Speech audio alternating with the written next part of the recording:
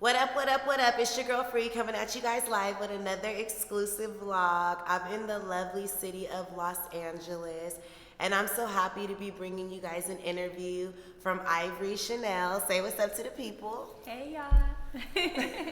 All right, so give the vlog a little bit of background of who you are, where you're from, the whole shebang. Let us know a little bit about yourself. Okay, I am from, well, my name is Ivory Channell.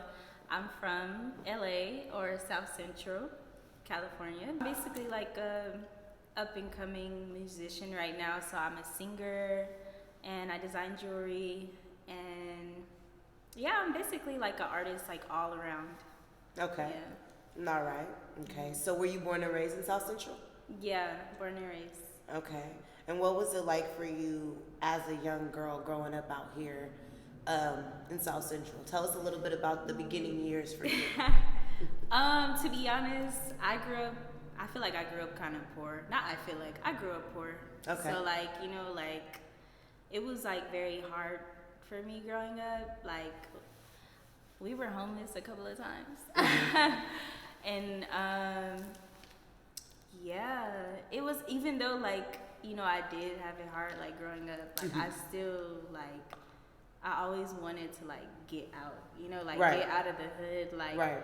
and not even like necessarily like get out of the hood and like forget it, but more like I want to get out to help other people. Right. You know what I mean? Yeah. Right. Okay, so who did you grow up with in your household? Tell us like a little bit of background on what it was like in the household. We know that your brothers are Draco the Ruler, rest in peace, and Ralphie the Plug. So tell us a little bit about what it was like growing up. Yeah, I grew up with Daryl. Well, for y'all know him as like Draco and Ralphie. Right. But for me personally, I knew them as like Daryl and Devontae. I also have another brother, Harold, who was with us for a little bit, but like it was mainly Daryl and Devontae that I grew up with. But like they was like in and out of the house a lot, because they was in and out of jail, which most people know, So like a lot of times it was like me and my mom. So I kind of grew up, in a sense, like the only child. Like I always loved my brothers. I always had them, but like sometimes I did kind of feel like the only child, Right. Since they were in and out, But it was still cool, when my brothers was around. It was cool. Like always hood shit going around. Like, and I'm not gonna lie, I love hood shit. Like, I don't know, it's just like, the vibe of like the hood, like I've always liked it. Like, right. Now, did you grow up more outside? We know the background about them and how they grew up. We hear Draco and a lot of his music talk about it, and Ralphie and a lot of his music talk about it. As far as them being outside, were you more outside with them, or were you more in the house with your mom? No, I was sheltered. Okay. I was very sheltered. Like, even like my brothers, like they didn't want me going nowhere with them outside of the house. Like, they didn't want me going nowhere with them. Like, my mom didn't let me go to nobody's house. It was like no spending the night, except for my best friend, because she knew her mom, Girl, I was like that too. Yeah. I couldn't spend the night at nobody's house except for my cousins. Exactly. Like, so like I would ask to go to my friend's house. She like, no, you're not going there, like, so I would always like sneak out and wait. My mom's gonna kill me if she watches this. I would sneak out, like, like when I'm at school and stuff, like I would go and see my friends after school, hang out with them, like stuff that like she wouldn't really like mess with, like if I was right. Yeah. Now, for you, because it's a little bit different for you being a female and you're a singer, you're not a rapper. What was it like for you growing up in that area? And give us a little background of what it was like for you growing up in the Los Angeles area as a young Black woman around that time. Because I know all the trials and tribulations that I hear about from the rappers I've interviewed, I'm pretty sure you experienced the same thing as a female. Yeah, So give us, I did. let us know what it was like for you growing up in South Central. It was kind of different. Like, I feel like, I don't know. I feel like at first it was cool until like we ended up homeless, and that kind of like changed my whole perspective of life, Because like when we did, like I feel like I didn't know anything about the world until I was really like 7 or 8, and like we did lose our first house, and it was just like damn, like I gotta grow the fuck up, you Right. know. So I feel like I grew up pretty fast, Mhm. you know. Like I had to do a lot of like, you know, like things like most people at a 7 years old wouldn't have to do. Like I learned how to do my own hair, you know, like at like 7 or 8 years old, you know. Right. Most 7 or 8 years old, like, you know, they chilling, they mom's still doing their hair. I had to learn how to do hair, and that's probably why I started doing hair so young too. Like, and like going to school on my own, you know, like getting on the bus at like 8 years old, catching the bus to school, you know, like things like that. Like, so it was like, and also I was getting made fun of a lot. Like my mom don't, like, you know, she look like me, but she don't like look like me. You know what I mean? Right. Like skin color wise, you know, my mom looks like different ethnicity, you know? Yeah, she looks more on the Puerto Rican side, Yeah. Black Puerto Rican side. Yeah, like she looks, you know, Latina, you know, and like, well, there's no really way to say Latina, you look Latino, but she looks like, you know, like a Mexican lady or whatever. So like, you know, people would make fun of me and be like, oh, you're adopted, like. Girl, you all adopted then because you look just like Draco. No, but you know, they didn't know my brother, so they'd be like, oh, you're adopted, like at school. And then people used to talk about my clothes because, you know, sometimes I would have to wear the same clothes, like sometimes, and they'd be like, oh, you wear the same shoes every day to school, you know, not even knowing that like I didn't really have much on me. Right. You know what I mean? Right. So it was a lot of those type of things. Like I kind of just like kept myself sheltered as well, you know? Right. Yeah.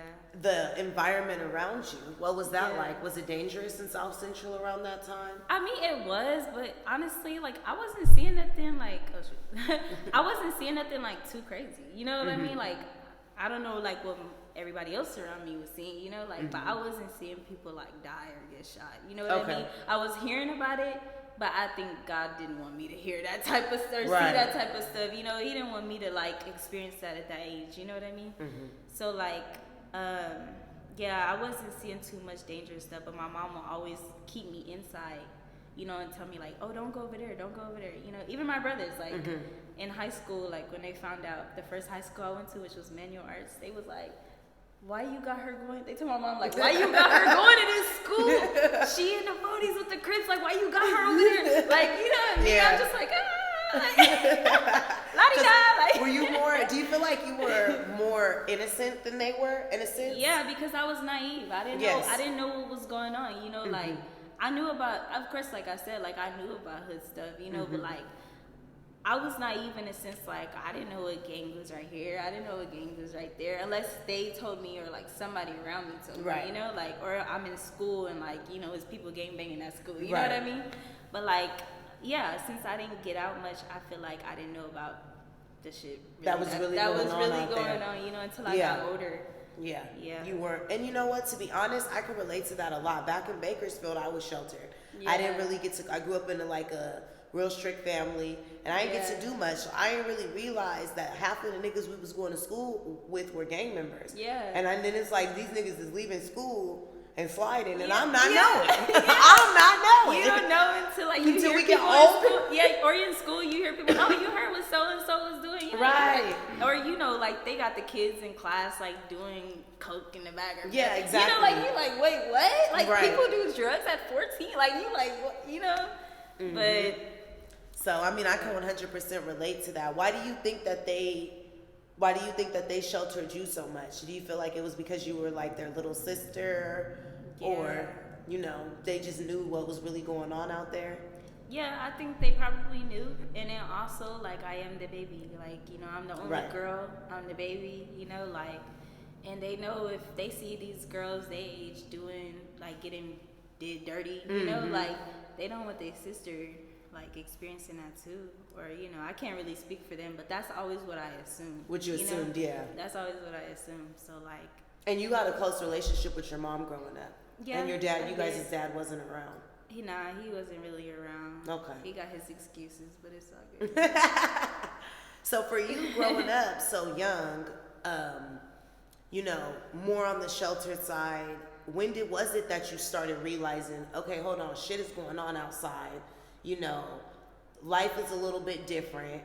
My brothers are getting into shit. They're becoming rap legends in the making, literally, probably when you were younger. When was it when you really everything started playing into play for you? Like, I feel like when Daryl first got shot, to be honest. Like, and what year was that? I can't remember the year, but I think I was like in between 10 to 12 years old. Like, I remember like, you know, like my brother coming home, Devontae, like, and he was just like, you know, like he had like blood all over his clothes, you know, and we was like, what's going on? You know, like where Daryl at? And he's like, oh, you know, Daryl got shot. And then I think that day is like when Wait, hold on. He just came in so solemn? Yeah, no, he was like panicking, you know, but like I think he was in shock still, you know, like, and like that's when everything clicked for me, you know, like I was like, what? Like I think he was only like 14 or something like that, like, and I'm like, they shooting kids out here, you know what I mean? Like they shooting kids, like.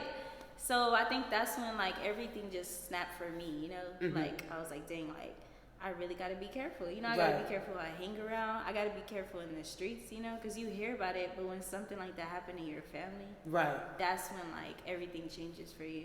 Yeah, most definitely. Did you ever, growing up and even now, do you ever get any negativity, or have you ever been in any negative weird moments due to the fact that Draco and Ralphie are your brothers? Not really. You know, you got the social media cats just you know what I mean? But like I don't really be entertaining like the social media, you know. I delete I delete the comments, you know, because like I don't need that negativity. I do too. I don't let that shit sit on my page. Fuck you, you're not getting exactly. Like you're not gonna be under my post thinking everything's cool. So like for me, like I do get negativity just from that, but I've never like in person really like had somebody walk up to me and be like, oh yeah, you know, this that, like, you know. Okay. Yeah. All right. And when was it for you at that young of an age when you decided you wanted to take up music? Because I remember telling Draco, you know, when he was in jail, like, Ivory sings and she's been singing and like, you know, she making music and stuff. She's really good. And I remember him saying these exact words. Oh yeah, she been doing that. like he just knew. Like he just knew. She been doing that shit since we was little. And I'm like, what does that mean? Like, I was singing a lot though, like, you know, but I thought nobody could hear me. Like, no girl, he heard you. I would be in my room, you know, like singing, playing my music, vibing, but like I was writing too, like really young. Like I remember like I was in class. You know when you in class and you like y'all have that those little talent shows and stuff. So I remember me and my 3 friends, like we did like a talent show and we like wrote some lyrics to a song and we sung it in front of the school. But I didn't know like that. Some 3LW shit, Cheetah Girls. Some Cheetah Girls shit. We really thought we was cool. And like that's the only time that I really like, you know, was like writing things. And then like I didn't really know I wanted to be a singer, but I knew I could sing, you know. When did you discover it? What age was it when you discovered you could sing? Well, I was put in choir like at the age of 3 or 4, one of those, 3 or 4. So like I was in like a private school and they put us like in a choir. And I think like that's where I learned that I could sing. So then after that, I didn't really know until like somebody would like tell me like, you know, like, oh shit, you can sing, you know, because it was like a hidden talent. Like my family today like are just now discovering that I'm a singer, you know, because I hid it so good. You know? Did your mom always know? She didn't really know. Wow. No, she didn't really know. She just found out like within the past 2 years like that I could sing. Like, and my, you know, her brothers and sisters, they're like, what, you sing? Like.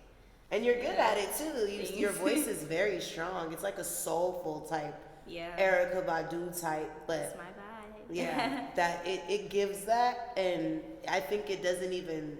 It's not even like you're trying to give that. It just comes off like that. You go to school in Oklahoma, right? You moved away. Let's talk a little bit about that. So, beginning years for you. You went to school out here, and you graduated high school. How did you end up going there? I wanted to go to a HBCU. So like. At first, I didn't want to go to HBCU. I was trying to go somewhere like diverse or whatever, you know. And like I didn't recognize back then that like black people are diverse, you know. So like I was telling like one of my mentors like, oh, I want to go to like UC Berkeley or like, you know, Santa Cruz, something like that, you know, which is cool because those schools are very beautiful, you know. But I didn't get accepted to most of them, you know. My GPA wasn't that high at the time. So like then like my mentor sat me down and was like, you know, like what would you say if I told you like you could get everything you want at an HBCU, you know? And I was like, what? So like she made me write a list of everything that I wanted to do and everything that I liked about schools, you know? And she wrote down every single HBCU, you know, that like had that for me. So like I applied to them and I got accepted at Langston University. And like I went there and it kind of like changed my whole, you know, perspective, because I grew up around a lot of excuse me. I grew up around a lot of Latinos, you know, which was cool, but like I didn't really see my people like that, to be honest. Like, in LA and South Central? Yeah, because we grew up, like I was from the West Side, you know, and like that's mainly like, you know, a lot of black people, you know, and then we moved to the East Side. Oh, okay, so on the East Side, you know, it was mainly like Latinos, you know. And I was cool, you know, I'm cool with them, but like the thing is, like I also needed to know more about Black Americans, you know what I mean? Right. Like Daryl and Devontae, they had their group of friends, you know, they black friends, you know, but me, I had like my three black friends, but that's all I really knew. It was just them that I met in middle school, you know? Right. So I was like, I feel like I need to know more about my people, like around the world, you know? So when I went to the HBCU, we had people from like Texas, Arkansas, you know, like just different places. Like, you're like, what? Like, y'all live like this? Like. And they're all black people from everywhere. All black people from everywhere, even people from Africa that was going there, you know? Like, so that kind of changed my mind about everything. And then, of course, I met my husband, so I had to stay for a little bit. We'll talk about, you know, we'll talk about that in a little bit. We'll talk about that in a little bit, because I want to know a little bit about that too, because I think that's so cute that you're married. Thank you. And so, okay, so you decided to go there, and how was it for you when you very first left and went out there? How long were you actually out there? How have you been out there? Well, I went out there in 2015 after I graduated, and then I came back for like a year. I had like a bill still, because HBCUs, like, they don't cover your whole tuition, you know? Oh, okay. So like, they make it seem like they do sometimes, but they don't cover your whole tuition, so sometimes you're gonna have a little bill left over, you know what I mean? And like, you know, my brothers, they was in jail or in and out of jail sometimes, you know, so like, I'm not trying to stress them out, you know, asking them to help me with my bill, you know? So I worked out back in LA for like a year, then I went back, so I kind of been there for about 7 years. Yeah. Okay. All right. And in that 7 years, is that when you built the earring collection? No, actually, I've had my collection since I was like 14. Okay, tell us a little bit about that, because I absolutely love the earrings. Thank you. I think they're so amazing. I thought you guys that they were heavy. They're not heavy. She gave me a pair. I love them. I'm gonna wear them. Put the links in the bio for for your pages, so they can know where to click and find them. But tell us about that. How'd you get into doing that? Because they're so extravagant and unique, though. It's like random. Yeah, it is random. It's random, but I love them though. I feel like art was always like a way for me to escape from things, you know. So like I used to watch like my best friend's mom. She used to make jewelry too, you know. I used to watch her and I'd be like, dang, like that's so cool. Like, you know, I want to get into that. Like, you know. So like then after that, like I was just experimenting like with fabrics and stuff. And like my mom at first, she was like, what are you doing? Like, girl, I'm buying you all these clothes and you just snipping them up. You know what I mean? So like then she seen it was serious, because like in school, you know, like I went to Fairfax High after that, so like all the girls like at school would be like, hey, can I buy some earrings? Can I buy your earrings? You know what I mean? So like then my mom was like, okay, this is real. Like you're really making money. Like so then I started having fashion shows and everything in my high school, and then I started selling my stuff in some stores downtown too. For a little bit. And then I just like, I stopped my first year of college because I didn't know how stressful college was, to be honest. I stopped for a little bit, but then I got back on it. I had got a DM from this girl from high school, and she was like telling me like, hey, I know it's been a while, like, but I had a dream about your earrings, you know, and she was like, I just feel like you need to pick it back up, you know? Yeah. She kind of like motivated me, you know, and I was like, you know what, you're right. Like, so I just started all over again, and right now it's getting there, but I need some more time. So you feel like, because I mean, I feel like since when you very first started, when I very first seen it, to now, it's grown a lot. You do photo shoots. The photo shoots be bomb, girl. I need to be in one of them, but I'm not in Oklahoma. It's the photo shoots are really nice. How do you come up with the way? Oh, and I love the one that you did in that beauty supply store. Oh, that was so bomb. That one went it went viral. That was bomb. Yeah, like the earrings, the way viral. that everyone was dressed. How do you come up with how you're gonna execute the promotion and all that for it? Well, honestly, like sometimes it's not just my idea. Sometimes it's like the photographers. Like the beauty supply one was more of like my photographers in Oklahoma. Their name is like the Sweet Life. So like they're pretty known in like OKC area. And they came up with that one. They just proposed the idea to me. And then of course with the models we had to get them together. The concept wise. But honestly, I've been trying to work more with like stylists, Right. Because some of those photos too on my page are from stylists, because sometimes the stylists, they got the vision, sometimes I don't always have the time to get models together and dress them and like take pictures. So I'm more like, okay, well, I'm have a team of people who can help me out. So I give my earrings to stylists and they create whatever they think, or a photographer and they create whatever, and then they send me the pictures and everything, Gotcha. Yeah. Okay, so what do you feel?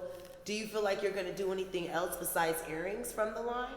Tell them the name of what the earrings are called and what the line is called. Oh, yeah. So my earrings, my brand is Ivory Channell. It's named after me. So, yeah, I was like, I got to use my name as much as possible. As you should. So it's named after me, but every earring has a different name to them. I'm still trying to figure out everything. This business life is hard. It's hard. It's very hard, especially when you're doing it all by yourself. How old are you? I'm 25. All right. And how much difference are you from your brothers? Age difference? Yeah, age difference. Devontae's 2 years older, so he's 27, and Daryl is 29. He just turned 29. Yeah. Okay. All right. And so, growing up, did you ever think that you would be the one that got married first out of all of them? Yes, I do. Well, no, my oldest brother is got married first. Really. Okay. Yeah, my oldest brother from my mom's side got married first. Okay. But out of Daryl and Devontae, I didn't. Honestly, I didn't think I was gonna get married. At all? No. How did it come about? Dude's been doing me dirty in the past, So I really was like, yeah, I don't think I'm gonna get married. Yeah. And how did it come? How did you and your husband meet, and how did it come about? The excitement. She's been waiting to hear this story. I've been waiting to hear it. I actually met him at a show that he was performing at. It was in Oklahoma. They were having a what's it called? What are those Pop-ups? Why can't I think about it? Like a carnival type thing. They was having a fete type. Is it called a fete? A fete? Oh yeah, the Caribbeans do so they had mass or something. They had that type of event, and he was performing with his friend, and I just remember the guy announced hey y'all, yeah, if you want his info, but honestly I wasn't like oh I'm interested. I was just oh his music's a vibe, I'm like oh he's dope, so I just followed him, and then I would feel him watching me. He said I hit him up, but I feel like he hit me up. But it's all good. But yeah, he, one of us slid into each other's DMs. I think he used to comment on my story. And then he tried to make it seem like, say little stuff on my story, and I was just we live kind of far away, so I live an hour and 20 minutes from him at the time. So I was kind of there's no point of me really entertaining. I don't see us see me driving because I didn't have a car. Right. So I was I don't see me getting out there to him and him getting out, And I was kind of dealing with other situations. Yeah, situationships in the past too. So yeah, so I was probably not even, focused on that. Yeah. But yeah, we met by him. I had just broke up with my other ex, and I had just moved into my apartment, and literally, I think it was meant to be though, because we met literally a few days after I moved in, and I remember he came over, and I asked him how far you live from here? Why he live 2 minutes away? Oh, from you? 2 minutes from the news spot. From the news spot, wow. I moved an hour and 20 minutes to the city, or to the area I live in. And I'm asking him, like, where you live? And he lived 2 minutes away. Wow, so you could just walk right up there So and vice literally, versa. like, from there, like, you know, he was over a lot. You know, like, I was, oh, you can come over. But he was so respectful because, like, you know, most niggas, they gonna come at night. You know what I mean? Yep. They gonna be like, oh, let's chill at night, blah, blah, blah, you know?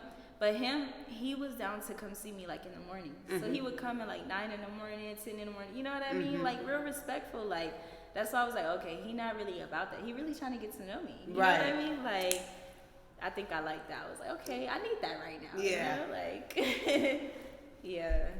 And then from there, it just continued to progress? Yeah, we kind of hid it from people for a little bit. We was trying to get to know each other first. You know, we didn't really want nobody in our business. So, like, nobody really knew except for my one friend. You know, like, she was like, okay, I'm going to keep this secret, you know? So then after that, like, you know, we was hanging out every day. He would spend the night every day, you know? And then from there, you know, like, he was like, hey, you trying to be my girl? And I was like, I'm trying to be your girl, you know what I mean? Like, yeah. And now we're married. Now, I remember, I mean, outside of this, I know you personally, but I remember seeing you tweet around the time when Draco had passed away that you didn't even get to celebrate your honeymoon. Tell us a little bit about that. When was it that you got married, and how close was it to your brother passing? And you can give us a little background of, like, you know, how you feel about your brother being gone and all of that too, while we're on the subject. Yeah, so I had got married last year. Dang, it's already 2023. So how long has it been? It's been a year, right? Or two? It's been like a year. Okay, It's been a year, yeah. So I got married December 15th, and then Daryl passed like December 18th. So like the thing is crazy. Like, it's like literally I lost my phone right before he died. So like I think that was really God trying to tell me, hey, stay off your phone. You know what I mean? Like, sadly, you know, I think he was trying to make me stay off my phone. Because why is it that I'm in Miami on vacation and I lose my phone the day my brother dies? Right. You know? So, like... It's ironic. Too ironic. Very ironic. So, like, I found out by my best friend texting me, and, like, she's like, hey, you okay? And I'm like, why she asking me if I'm okay? You know, like, I'm good, girl. I'm chilling. Like, I'm on the beach. Like, so, yeah, I was like, yeah, I'm good. Like, why you asking, you know? And then that's when she called me, you know. She's like, hey, did you hear about your brother? And I was like, what? No. Like, what are you talking about? You know, like, and she told me, like, oh, yeah, you know, that happened. You know, I heard this, you know. And I was like, I was in denial. Because I was like, nah. You know, and I'm like, Daryl got shot before, you know? Like, Daryl's strong, you know? So, like, I was like, he gonna be good. Like, I was like, I'm not even worried. I was like, my brother, he always get out of a situation. He's, you know, niggas, I'm sure, have tried to come out him before. You know, like, so I'm like, he good. Like, and so, like, I went to sleep, but I think I needed the rest, you know? Because usually I don't go to sleep like that. Like, but what's weird is that night after I got off the phone with her, I took a shower and I went straight to sleep. And I slept the whole night. And I was like, why am I sleeping? Like, damn, I'm so tired. Like, why am I sleeping so low? And that's when I woke up the next morning, you know, and I found out. Oh, I was so sad. Like, oh my God. I cried the whole day and the day after and the day after and the day, like, literally, like, you know, my husband's trying to make me feel okay, you know? He's like, let's just get out the house. Like, I don't want you to sit in the house all day, you know? He's like, let's just get out the house, even if we just go to the mall, you know, do something. He tried to cheer me up, you know? Literally, like, the whole way to the mall, I'm crying. The whole way to this, I'm crying, you know? And, like, I didn't want to cancel the Airbnb because, you know, they don't pay you back. No. Like, and you know me, I work hard for my money. At the time, you know, I worked really hard for my money. So, like, I was like, there's no way I can, you know, cancel this. They're not going to give me my money back, you know? And my sister had called me and she's like, you know, like, I know, like, you know, your brother passed. She's like, but I don't want you to have to feel like you have to jump and go. You know what I mean? And I was like, yeah, because honestly, I can't really change my flight because I don't have the money to change my flight. Like, I literally budgeted my trip to fit the days we were there, you know? So I knew, like, I didn't have the money to change my trip. You know, I know my family would help me, but I was, like, I was overwhelmed. Yeah, you know, it's in a lot. that moment where it's so much going on, you, like, you know, I think I just need to stay right here real quick. So we stayed in Miami for, like, the next few days, you know, to, like, clear my head and everything. And then I went back home. And, like, it really hit me more too, like when we were in Daryl's house and Daryl wasn't there. You know what I mean? So like, yeah, that shit, it still don't feel real, to be honest. It doesn't. It don't feel real. It doesn't feel real at all. And it's so weird because it's for me, I spoke to him the night that he died. Yeah, me too. So it was like he was gonna do a cipher for me, and it was like, you know, earlier that morning, and then I woke up the next day. I was fucked up, and to be honest, I didn't even remember us FaceTiming until my best friend Jay Nari the next day was like, "No, you FaceTime this nigga," and he was like, "Freeze drunk, huh?" Yeah. And I was like, you know, off of it. But after the fact, I woke up, and I was gonna hit him like, you know, like trying to see about going to the show with him, but then I was like, nah, like I'm too fucked up still. Yeah. And then later that night, so it was just like, for me, it was like an emptiness, but it was so crazy because when he was supposed to do the cipher, he didn't come, and I had fell asleep because I was drunk. And then I woke up and I text him, I'm like, "You fake." Yeah. And he texts back and was like, "No, I'm not. I'm rehearsing for this concert tomorrow or whatever. Like, what you finna do after this or whatever?" He was like, "We could do the cipher after." Yeah. So it's like God wanted that to be that last and final, like, goodbye between me and him, because it was like, I wouldn't have been mad at him after death, but I probably would have always wondered, hadn't he not text back, like, where the fuck was you? Because you were supposed to come do the cipher. Yeah, it's almost same thing happened to me, though, because I had texted him, like, I told him, like, "Hey, my phone, you know, like, I lost it, you know?" And, like, he was like, "You good?" And I was like, "Yeah, like, you know." And I think right when I text him is right when everything was going down. Because it had to be, like, when I timed it out, I was like, it must have been, like, right when I text him that he was about to get out the car or something like that, you know? But I think, like, it was meant for me to lose my phone because God also wanted me to text Daryl or try to call him. You know what I mean? Like, right before it happened. Like, yeah. I mean, for you, moving forward, what has changed since he's passed away for you? Besides the fact that, you know, your brother is gone. To everybody else, he was a living icon. He was a legend. Yeah. Like, he was an incredible friend, and he was a big inspiration to people. I'm gonna cry, but I know, I'm trying not to. Like, you know what I mean? But, because I'm gonna keep it real with you. Like, I don't talk about your brother on camera with people because it's not authentic. They weren't really friends with him like that. So to be sitting here with you and talking about it, you know, it's one of those moments to where it's like, it's really starting to, like, it's really starting to settle in. But for you, he wasn't Draco the ruler. He was Daryl. So what exactly were emotions that you felt besides sadness and stuff, and what's changed for you? And what were some of the things that's happened after the passing? Things you don't like, things you like, all types of shit, just things you notice in the media, like, give the blog a little bit of background of that. I honestly feel like people didn't show him what he was worth until after, you know? Like, we all knew, the people close to him knew he was a freaking genius. Like, what kind of guy gets out of jail and goes straight to the studio after, like, being in there that long? That long. Like, 3 years. He was hungry. Like, you know what I mean? Like, he was hungry. He was passionate, like, about what he did, you know? And I feel like a lot of people in LA, especially, like, they don't want to show people what they got until it's gone. You know what I mean? Like, too many people die and they act like, oh, he's just average. Oh, whatever. Like, he think he cool. You know, or just hating. You know what I mean? Like, so when he did pass, like, I just felt like it was weird the way that the media swept it under the rug, the way he died first time. Most definitely. It was definitely an assassination the way my brother died. I don't care what nobody says. Definitely. That was an ambush and assassination. That was an ambush. That was planned. That was an assassination. And, like, they swept it under the rug like it was nothing. And I don't like that, you know? And then, like, they just acted like he was average. Daryl was in, like, the Chinese, like, newspapers. I didn't know that. He was in the Chinese. He was in Ivorian, where my husband's from, Ivory Coast. He was in the Ivorian magazines and stuff.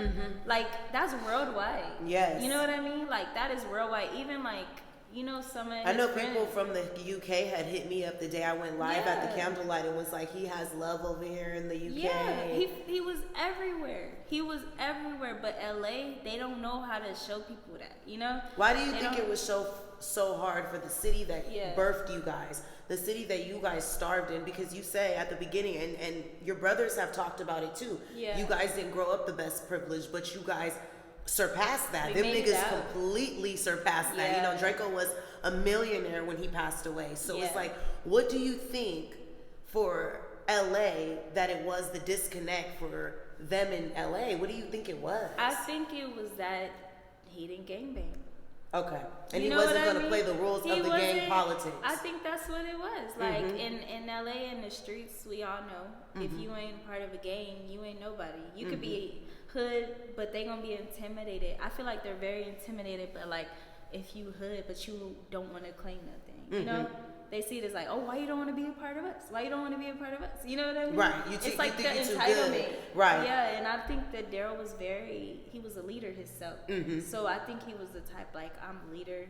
Why would I want to be a part of this? You know what I mean? And there's nothing wrong, you know, like I said, like I grew up in the hood. Right. I'm not saying like, you know, you can't pick and choose what you want to be a part of. You know what I mean? Right. I think that's what it was. I think also too, to add to that, I think it was the fact that your brothers organically created their own clique, their own way of life, their own lifestyle. And the clique like literally like stuck. The name stuck. They came up with dope ass names like, come on, Draco the Realer, Ralphie the Plug, Catchy the Great. Yeah. Like, when are you hearing names like that? Say so to Mac. Like what? Like those type of names are so dope. Good finesse. Like what? It's like player shit. Yeah, and their lingos. I think that's what it is too. Like their lingos. Like one thing about me, I could talk about my brothers all day. I love them. They was just different. Yeah. Like they was real different. When did you realize that they were that? Because you grew up with them. So when did you start to realize that the world seen them as that?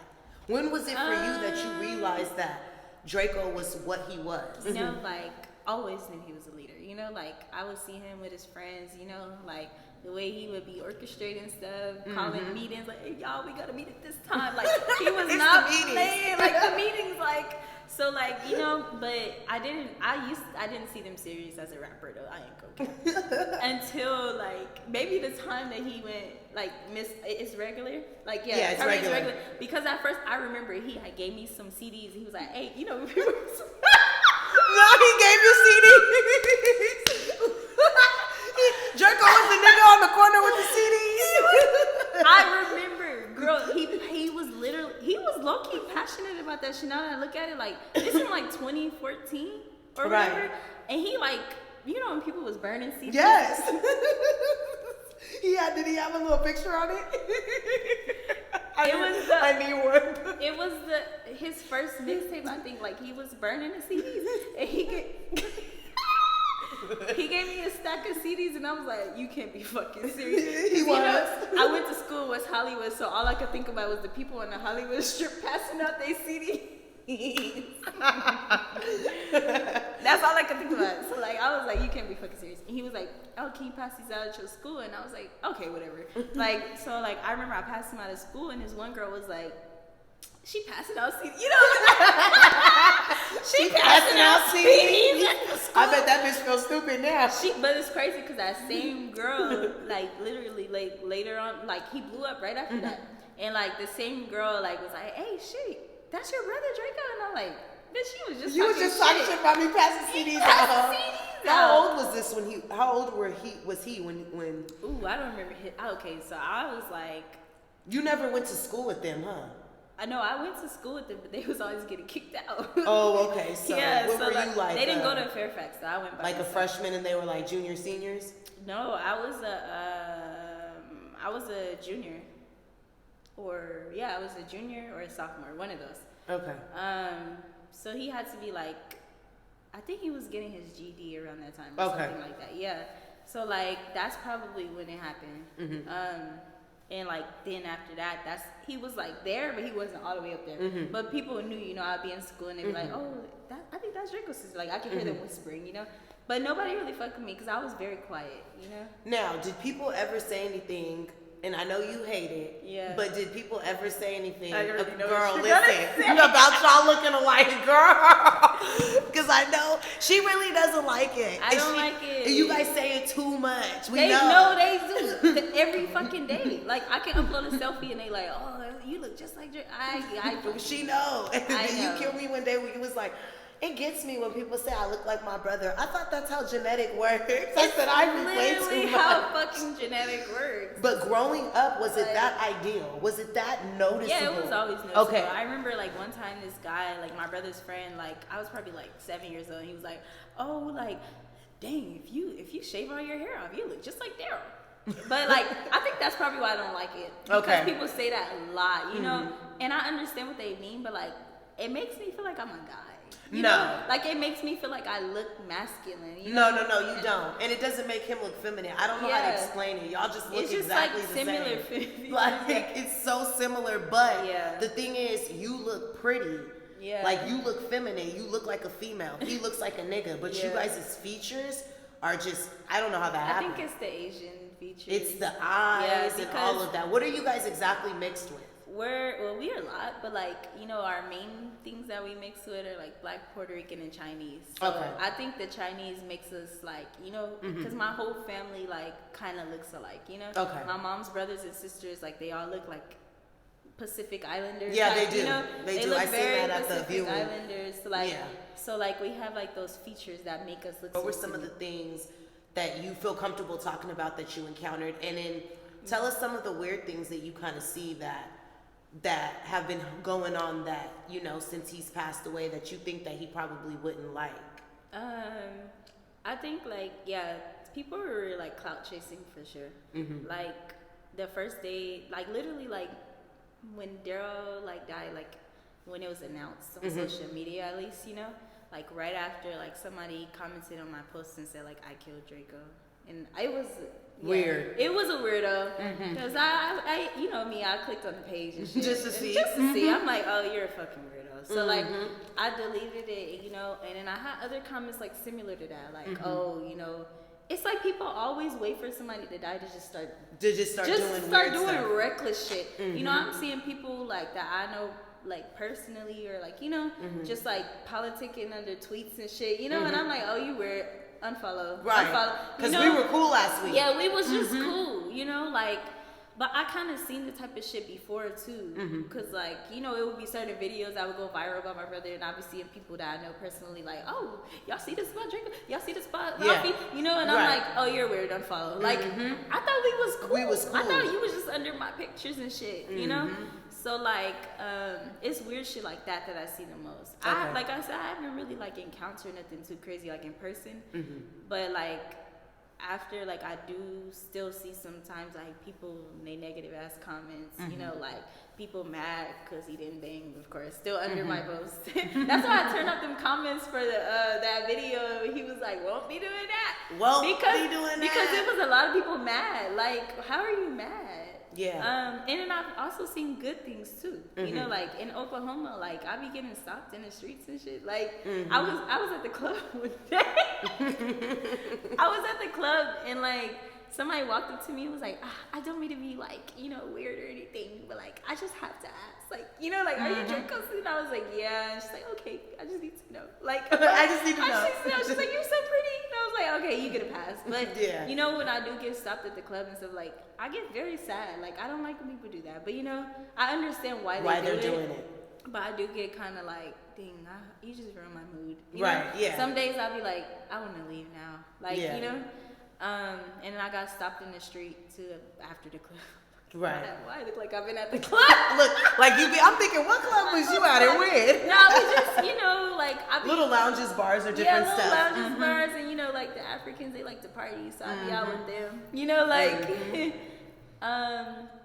yeah, just things like that. But I really have not experienced anything too crazy in person. Like, That's thank good. God. That's you know? good. I'm happy. Yeah, I'm happy that thank niggas God. realize you're a female and that you were very disconnected from everything they had going on in that sense, even though those are your brothers at the end of the day. You know what I mean? But people like, assume that, like, you know, I'm tied to that shit. Like, yeah.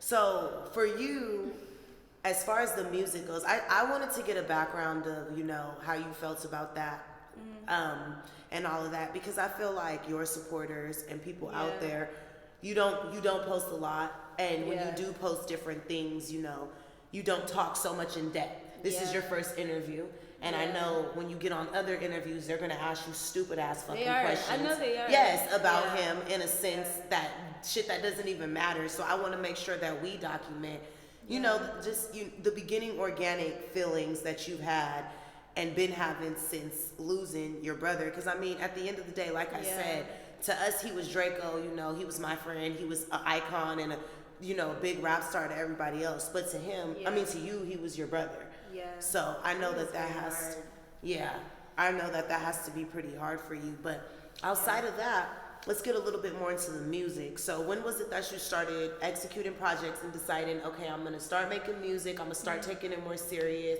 I'm gonna start putting that. When was that? Probably like 3 years ago. Okay. I think I remember. This guy, he did me dirty. What I say? Because you would do me dirty. We both from the Bronx, so I know that you dirty. It was quick when she said it too. I know that you dirty. But like, you know, like I just felt like it was the perfect time to drop some shit, you know. Okay. And I don't know, it was just like something in me was like, was a fucking nigga song. It was a, you know what it was. So like when I dropped it, literally like everybody named Mama from our school was like, you know, oh shit, posting my shit. And I was like, damn, y'all really fuck with me, you know? So like then after that, I think I really was more motivated, you know? But where I was living at the time, there was nobody with a studio, you know? So like, that's when I met, to be honest, it was my husband who really helped me get everything off the floor. Because he makes music, right? He make music, and his friends got studios and all that. So like, he was the one, at first he thought I wasn't serious because I didn't have nothing out, you know? So I was letting him know like, how I'm going to like, produce some shit if I don't start doing it, you know? So he took me to his friends, and like I recorded, the first time I recorded, it was like perfect, like everything was good, you know? So then after that, like I just started working, and like he helped me put like, you know, like Logic and all that on my computer. So then after that, I was like, okay, I can record at home, you know? So now that I record at home, I spend more time in my presence, you know, and writing what I want to write, because I'm very shy. So when I get in front of like people at studios, like I don't sing the way I want to sing, you know, and I don't write the way I want to write. So yeah, I think he was the one who really like pushed me, and he's very very supportive, you know. Do you write all your music? Yeah, okay. I write all my music. How do you decide how you're going to execute what, and what songs are going to be about what? Yeah, so mainly it's past experiences. Okay. So like it can be most of my music is sad. It's not intentional, but it's R&B. Yeah, that's why I hate R&B. R&B is so sad. But like, I like it for when I'm mad. Yeah. When you mad, or you just need something to cry to, you know? Like, so most of my music is sad from past experiences. A lot of the stuff I write about is from past, but also I've been like learning how to write about just stories, you know? Cuz that's what Claudio does, you know, like he writes about stories. Like a lot of his songs, they're in French, so you know, like most people don't understand them, but most of his songs, like, you know, he learned how to write stories, and that's what I'm trying to learn. Even Daryl's songs, you know, and Devontae, like some of their songs are just stories. Like it ain't just like always. Some of it, you know, it might be some shit, but you know, some of it is just like, you know, they know how to fucking write, you know, so. That's what I've been trying to learn. Like, it don't always have to be because I'm sad. I'm writing sad shit, you know? Especially right now, like, you know, my marriage is happy. You know, so why would I be writing about, you know, like... He need to break your heart so we can get a Keisha Cole album. No, he can get a Keisha Cole. We need a Keisha Cole, because when she happy, we don't get good shit. No, for real. But I do have a new EP coming that's going to be very sad. I mean, considering what just happened to my brother. But yeah, I have an EP that's coming that's going to be like very like, this is very depressing, but good. Good depressing. Yeah, good depressing. Does your mom have any musical talent? Because she birthed some superstars. All of y'all, you can sing. Them niggas can rap. Yeah. Does she have any musical talent or anything? She be singing a lot. Like my mom be around the house singing, you know, like she's always sung since I was a kid. Like that's probably where we got like the writing from, you know, because like she would make a song to everything. She made a song for me like about washing our hair, like when she would wash my hair, and I still remember it since I was like 4 years old. You know? It was just like a look. My mom was like that too, singing around. Like a song, like, you know, that I plan on singing to my daughter too, you know, when I get older, you know, like, but yeah, she was always singing. Like, that's probably where I got the singing from. Right. Started pursuing it more in Oklahoma? Yeah, mainly. I mean, when I would come to LA though, out of college, you know, my friends, they was always like, "Hey, Ivory, come to the studio. We need a singer. You know, come to the studio." So I have like sung on other people's tracks, you know, but it wasn't like a feature type of thing. You know, it was more like, "Oh yeah, I need a voice in the background. You know, I need you to sing this chorus real quick." You know, so like I've done that type of stuff, but like my own music, I really started it in Oklahoma, and then I came here and like I recorded with a couple of people here too. Yeah. Do you have any songs with your brothers? No. You gotta sing, Ralphie. You gotta let her sing on the chorus or some shit. I know. I was just with him the other day, and I was gonna tell him like, really, like put me on a track. Yeah, but exactly. I used to always say it, but I think they thought I was joking. Like I used to always be like, put me on a track, bro. Like maybe. Do you think you could rap? Yeah, I've been writing a little. Yeah, I gotta hear it.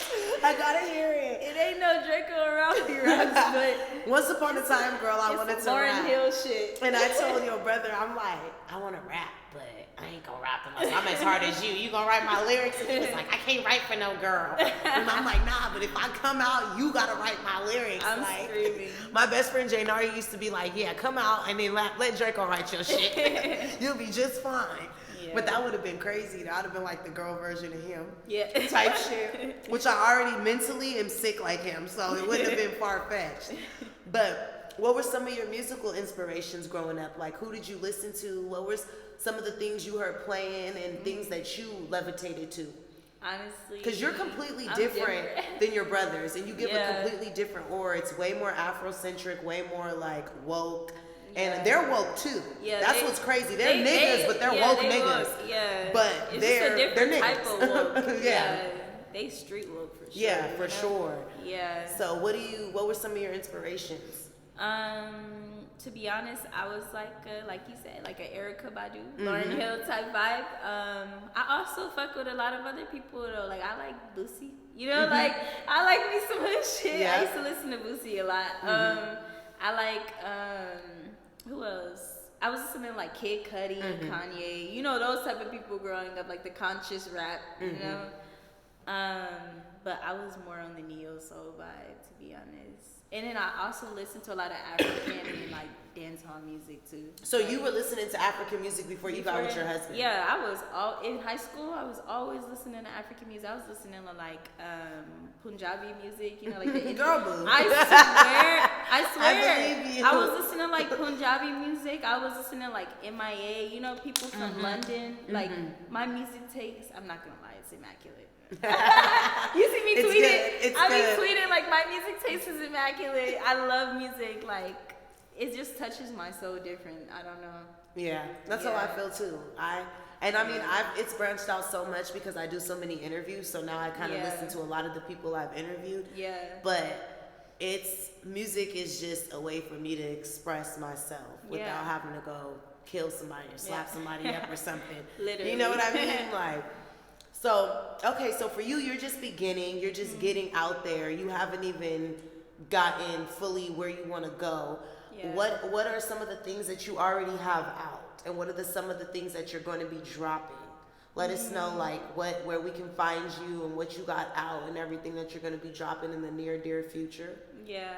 So, like, what I have out is mainly my EP, Intoxicated Thoughts, and then, like, I have a song called Blind Out that came out before everything else. And right now I'm working on an EP. I'm not going to say the name. Okay. I've been keeping the name private. Keep it secret too. I've been keeping it secret. Like, it's going to be a dope ass name though. We'll interview you again after it drops. So like I'm working on my EP. And then I'm also going to drop a song pretty soon. Like after this, I told you I was going to go to a studio and record the video. Okay. But yeah, like that's mainly the stuff I've been working on. What is coming up for you, accessory line and just everything? Are you gonna plan on moving back this way to LA? Yeah, I want to move back to California. I don't know which part yet, but like I'm definitely planning on moving back. But like for my earrings right now, I'm trying to figure out. I'm turning my brand into like a luxury brand. So like I'm trying to figure out like the logistics of that, to be honest, and getting like more like boutique-ish. Yeah, boutique, like mass produced, you know, more, you know, like I'm trying to be on some like Louis Vuitton shit with the earrings, you know what I mean? Like, but I gotta, like I said, I gotta figure out the money wise for that. Yeah. Okay. And so, what do you see for yourself in the near dear future? What do you want to get out of your career? Where do you see yourself going? Is singing more like a hobby, or are you trying to take it all the way full throttle? I'm really trying to take it further, you know? I'm just like the type, like I have to like, I'm trying to discipline myself, you know? Like, I'm gonna be honest, I'm not as disciplined as my brothers with music, you know, because it's like a new kind of like discovery for me, you know? There's still a lot of stuff that I don't even know how to do, like with my music, you know? So I'm kind of like taking it day by day, and then of course learning from other people. But I really do want to take this music shit more seriously. Like, I'm going to, let me speak that into existence. So I'm going to take it more seriously. I'm going to like, you know, record more, which I have been doing, you know, but also I'm not trying to rush my music, you know. Right. I don't want to rush it, and then because my last EP, there was some things I know I could have fixed know, after, but it was already out, so I noticed them after. So with this one, I really want to take my time with it. Right, make sure it's perfect. So for the future, you said you got an EP coming out. I want to get some words of wisdom from you on the vlog. What is something that you can tell your supporters out there, even though you feel like you're up and coming? I know you have supporters, and I know there's people out there that look at your journey and your story and they get inspiration. Honestly, it was like consistency. And I know people say that a lot, but they really mean it. Like consistency, because one day you might get like this many views, this many likes, you know what I mean? Or this many sales on your product, like a low amount. And then one day you might get 100. But then like, you know, it might be that one day where your shit will really pop, and that will keep you in the market. You know what I mean? So I think it's really about like consistency. And also like keeping that dream alive too. You know what I mean? Like despite anything, like it's like kind of like a discipline, you know? I feel like you have to be disciplined. I'm learning that myself, you know? But like just staying focused on what you do, like not giving up. You know, some people they you know, they're entrepreneurs or whatever, and they feel like, oh, I can't do this no more. So the money not coming in, so they like, oh, I'm gonna get a 9 to 5. And then that 9 to 5 takes up so much of their time. They think that they can work the 9 to 5 and then still do their art, you know? But sometimes that 9 to 5 will take up all your time and make you so depressed, because I've been there before, you know? To the point where you don't even want to create no more. Then you lose focus on what you want to do, you know? So I feel like it's like not giving up, you know? And finding investors. I haven't found none yet, but I'm manifesting it, you know? Finding investors, like people who fuck with your shit and they're like, you know, hey, let me, you know, here go $100, here go $2,000, you know what I mean? Use this towards your, you know, your craft or whatever, things like that. How much do you think that social media and promoting on social media affects a person's success in the music industry and just with businesses in general? Oh, it affects it major, especially like TikTok nowadays. TikTok is blowing people's music up. Yeah, like it people is. who were regular, you know, like people who ain't even nobody, you know, some average people, even if we want to be real, you know. But it's the fact that they so consistent on TikTok. TikTok will take your numbers up there. Like I'm trying to get that too, you know, like I feel like I see you doing your clothes videos on TikTok. Yeah, I've been trying to do my styling videos. Because you can dress, girl. Thank you. You can put that shit on too. She got that drip too. Friends in the family. Yeah. So like that, you know, even the styling, like finding different ventures, you know, like just the styling videos, like I didn't think people fucked with me like that, you know, but some people, they only fuck with me because of the styling, and that's okay, you know, like they not into my music, but they like my you know, the way I dress, or they might not like my music or the way I dress, and they like my earrings. Right. You know what I mean? Right. So like it's just different, like tapping into different things. That's the only way you gonna ever learn. I mean, get further is if you try to learn different things. You know what I mean? So I feel like Okay. All right. So, all right. Well, let the people know one more time what you got in the future and what they can see from you in the future and what you have in store. And shout out your social medias, all of them, where they can find the earrings, YouTube channels, all that. You can shout all that out. I definitely appreciate you for doing the interview. I know you're visiting from Oklahoma, and I know that you're very to yourself. You're very close knit, and you don't speak to a lot of people in the sense of like about your business and things. So I'm glad that you were able to open up and share certain things with us on the vlog, and that you trusted me enough to share your story with you and everything. So I definitely appreciate you for doing the interview. So yeah, let them know all that good stuff. Yeah. So my regular Instagram is Ivory Channell, 2 N's, 2 L's, because people always put one or the other. And my jewelry Instagram is _Ivory Channell. TikTok and everything's basically Ivory Channell. So, and YouTube, everything's the same. Okay, cool. All right. And is there any shout outs you want to give? Anything you want to say to the people out there? Anything you want to get off your chest before we end it? Not things you want to Listen, anything you want to get off your chest? Keep the truth alive. You know, keep the truth alive, because that's what we've been trying to do. You feel me? Shout outs, you know, y'all know who you are. Yeah, you know? exactly. Like, exactly. Before somebody be like, oh, you didn't say my name. Yeah. And this dude, I think he's gonna ruin the moment. Okay, well, look, her husband is calling, so we're gonna wrap it up in a second. Yeah. But thank you guys so much for subscribing, and thank you guys so much for following me on Instagram, viewing the videos. This is gonna be the first new video of the year. Happy New Year! I'm so happy to be bringing you guys all the hottest exclusive with the hottest people. We taking it higher this year. We gonna be here in Cali, but we going past Cali. Facts. We going big shit. Like she said, we're gonna always keep the truth alive. Rest in peace, Draco. We miss you, friend, a lot. And yeah, make sure you guys are streaming that new Feed the Streets Bakersfield A&R by me. Make sure you guys are streaming Keep the Truth Alive, all Ralphie shit. Stream her shit. Shout out to everybody. Anything else last you want to say? No.